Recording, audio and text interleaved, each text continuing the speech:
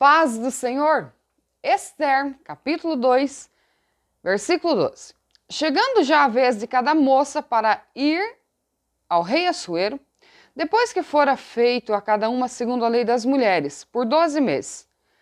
Segundo assim se cumpriam os dias das suas purificações, 6 meses com óleo de mirra, 6 meses com especiarias e com as coisas para a purificação das mulheres. Desta maneira, pois entrava a moça ao rei, tudo quanto ela desejava se lhe dava para ir da casa das mulheres à casa do rei. 15.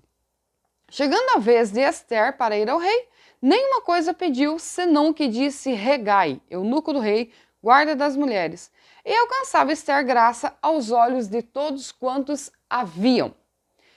Eu quero conversar com você hoje sobre a ditadura da beleza. E vamos usar esse texto antiguíssimo para extrair algumas lições. O que é a ditadura da beleza, falando dos nossos dias?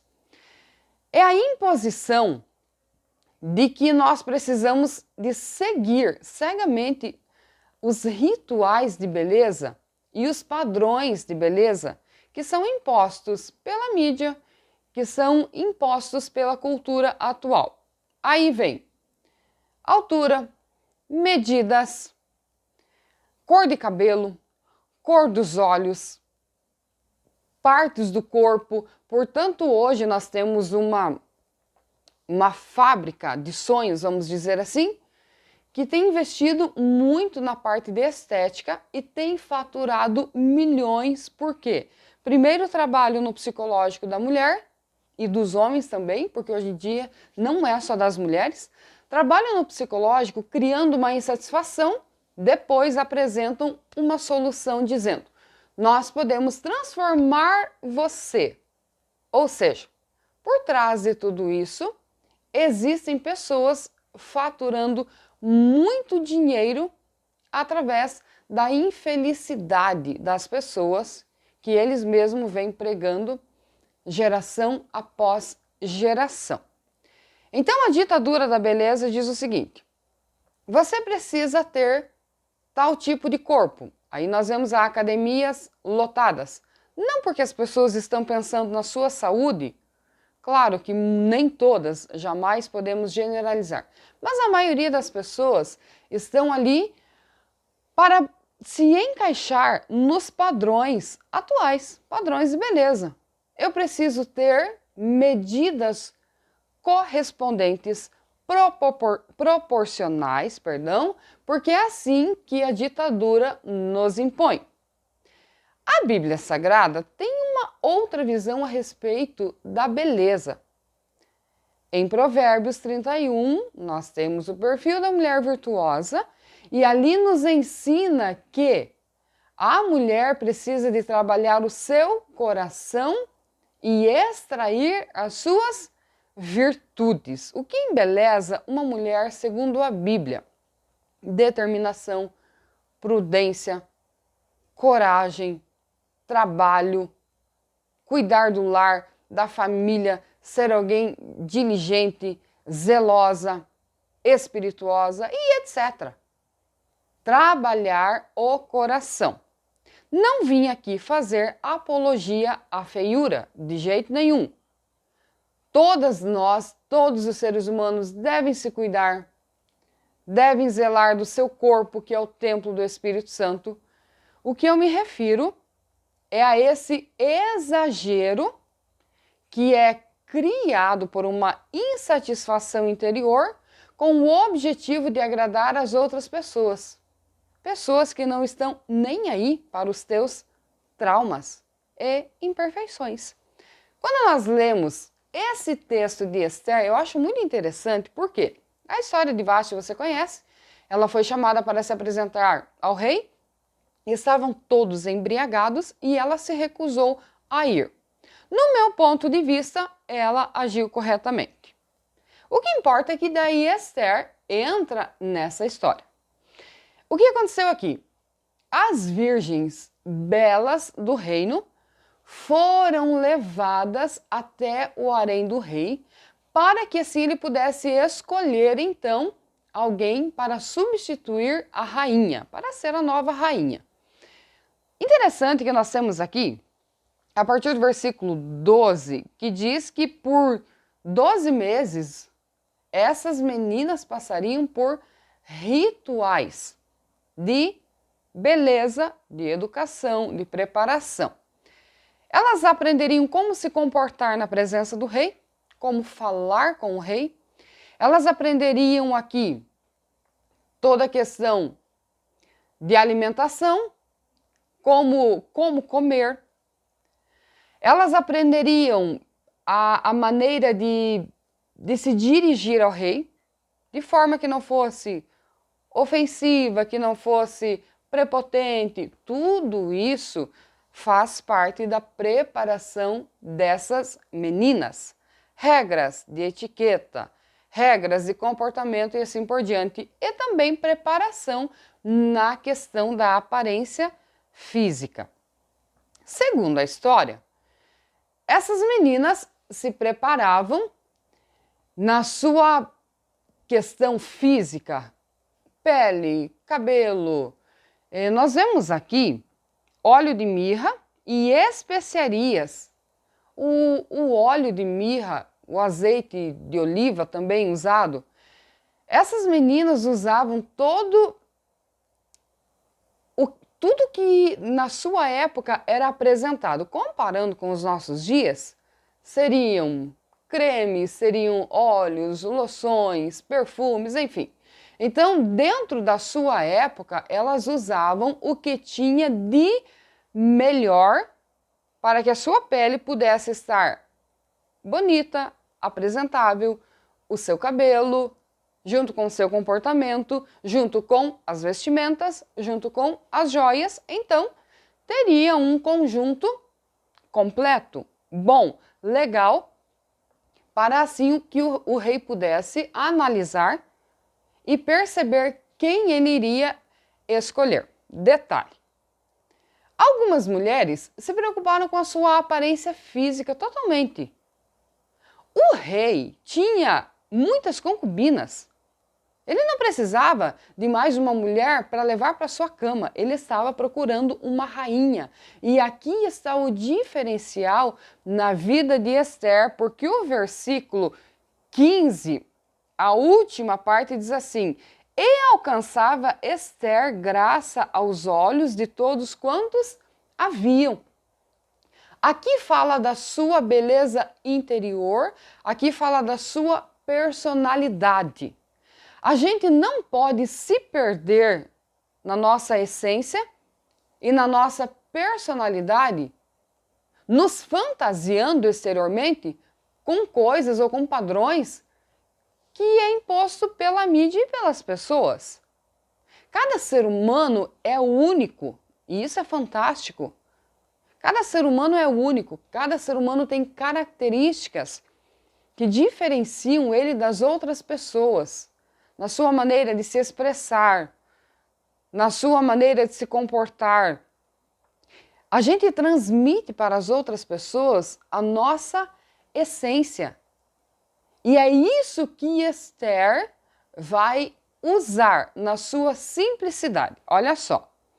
O versículo 15 diz: chegando a vez de Esther, filha de Abiail, tio de Mardoqueu, para ir ao rei, coisa nenhuma pediu, senão o que disse Regai, eunuco do rei. Ora, eunuco era um homem. Claro que era um homem castrado, porque ele não podia ter nenhum tipo de relação ou atração pelas mulheres. Por que então que Esther, sendo uma mulher, ela vai pedir ou vai seguir as orientações desse homem? Muito simples. Ele trabalha com essas mulheres há muito tempo. E ele também tem acesso direto ao rei. Ele acaba conhecendo e entendendo os gostos do rei. Então, ele orienta Esther. E Esther segue a sua orientação, junto com a sua personalidade, com a sua essência, e o agir e o trabalhar de Deus vai resultar no quê? Em Esther ser a escolhida do rei. O que nós aprendemos aqui? não é necessário desenvolver problemas emocionais e psicológicos para agradar as pessoas. Tem traumas que as pessoas têm a respeito de si próprio, a respeito do formato do corpo, de algumas deficiências físicas. Elas têm traumas porque elas entendem que elas deveriam ser perfeitas. E essas deficiências, muitas vezes, não são nem percebidas pelas outras pessoas. Porque não importa se você tem um problema. Você não me deve satisfação, não deve satisfação a ninguém. O que deve acontecer é uma harmonização interior do meu ser, é eu compreender que eu sou uma pessoa criada por Deus, que eu tenho valor independente da minha aparência, e sim, eu preciso ornamentar a minha alma. Agora aqui tem algo muito interessante. Ornamentar a alma, extrair virtudes, graça, sabedoria, conhecimento interno, sabe? Preparar o teu coração com maturidade, serenidade para as fases da vida, as mudanças da vida. O que nós vemos hoje são muitas pessoas desequilibradas. Provavelmente elas têm se alimentado muito dessas informações a ponto de viver totalmente insatisfeitas com a sua aparência. Outro detalhe, a vida passa. E junto com as mudanças e as fases da vida, a beleza vai diminuindo. É natural. Então, outro ponto que as pessoas precisam compreender é saber lidar com cada mudança da vida, com cada fase. Você, nos seus 30 anos, você não vai ter a pele de 15 anos. Aquela pele que até quando alguém vai fazer uma descrição de amor, de beleza, uma poesia, algo, ela descreve a pele como uma pele de pêssego.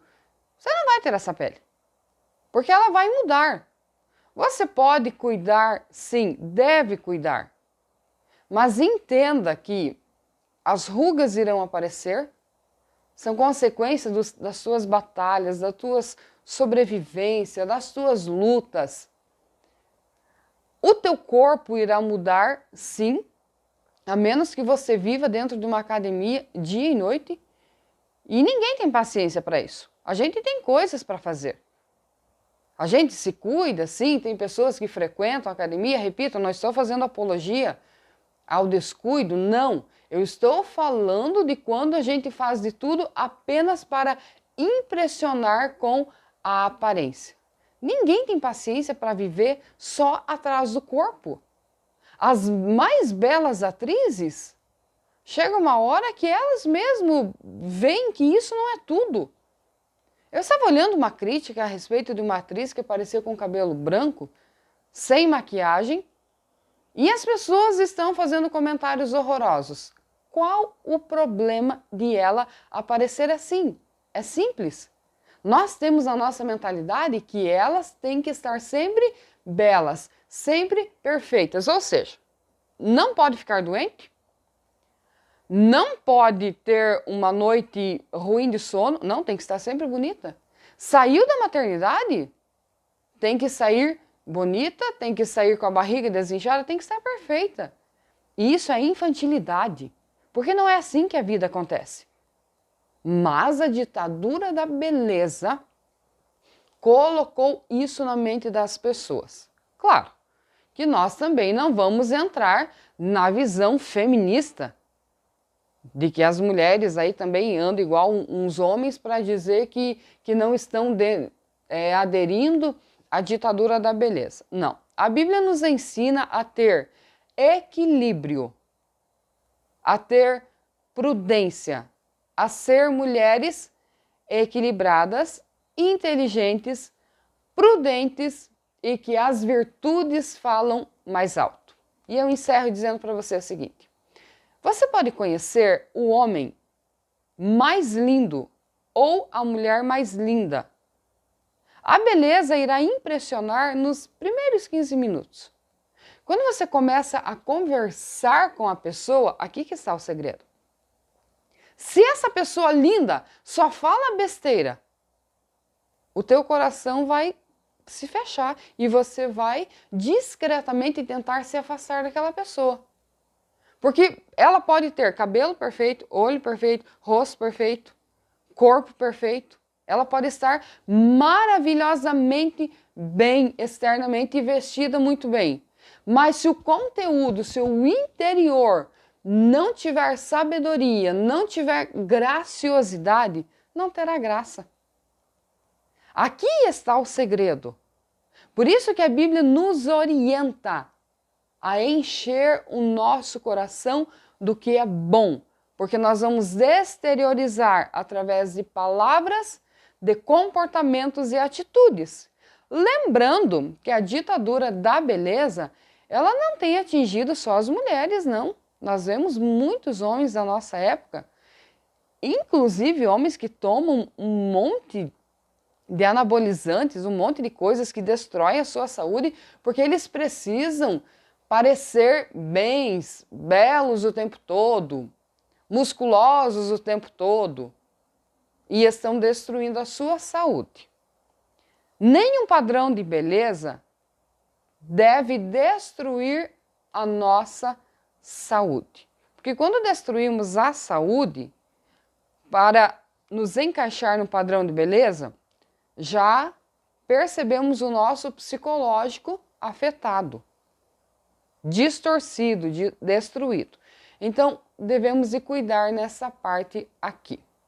A mulher virtuosa, ela se sobressai às outras, não pela aparência física, mas pelo caráter, pela sobriedade, pelo que ela sabe fazer. Então, mulher, cuide do teu coração. Porque quando a gente cuida do coração, quando a gente cuida da mente, todas as outras partes estarão em harmonia, estarão bem. Não deixe nenhum padrão destruir você, até porque os padrões mudam de cultura para cultura. Você já deve ter visto em alguma revista, em algum documentário, aquela região em que as mulheres usam aquele sapato totalmente pequenino, o que dentro dessa cultura, se não me engano é na China, essa cultura ensina e diz que é bonito as mulheres terem o pé pequeno. Eu já estaria fora do padrão de beleza, meu pé é 39, ponto final. Aí o que acontece? Eu estava olhando um documentário que eu fiquei horrorizada, elas quebram, elas destroem o pé delas para caber dentro daquele sapatinho, porque alguém irá achar o seu pé bonito. Lembrando que os padrões de beleza mudam. Um documentário que eu vi sobre isso, eu achei muito interessante. Foi feito um desfile de moda e lá vem todas as mulheres e elas precisam ser magras. Você sabe que esse é o padrão. E chega uma mulher da África, agora não me lembro o país, mas ela vem de um país da África e ela era muito gorda. E eu fiquei analisando esse padrão de beleza. Em uma região onde as pessoas têm sofrido com a falta de alimentos, onde são magras pelo próprio sofrimento, elas não veem isso como um padrão de beleza. Então, o que é belo para eles é uma mulher cheia, uma mulher gorda. Aí eu fiquei comparando os padrões de beleza de um país para o outro. E ele muda totalmente. A sobrancelha tinha que ser fina anos atrás, agora a sobrancelha tem que ser grossa. O cabelo tinha que ser todo picoteado, ou anos atrás. Aí chega uma época que o cabelo comprido é mais bonito, e ali vem todos os tipos de corte e não é tendência. Entenda uma coisa, tem coisa que fica belo em você, mas não fica em mim, e vice-versa. Tem coisa que fica bonito para mim, fica legal em mim, mas não fica em você. Se encontre no meio de todas essas informações e imposições, se encontre. Eu não compro uma roupa porque é moda. Eu compro se eu gostar, se eu vestir e ela se encaixar no meu corpo e fechar com a minha personalidade. Aí sim. Porque aí eu vou me sentir bem, porque aí eu não me importo com o que os outros acham, pensam, falam. Entende? Você precisa estar de bem com você. Qual é o padrão de beleza da mulher cristã? Decência. Fora isso, você escolhe o tipo de roupa que você quiser. Que Deus te abençoe, em nome de Jesus.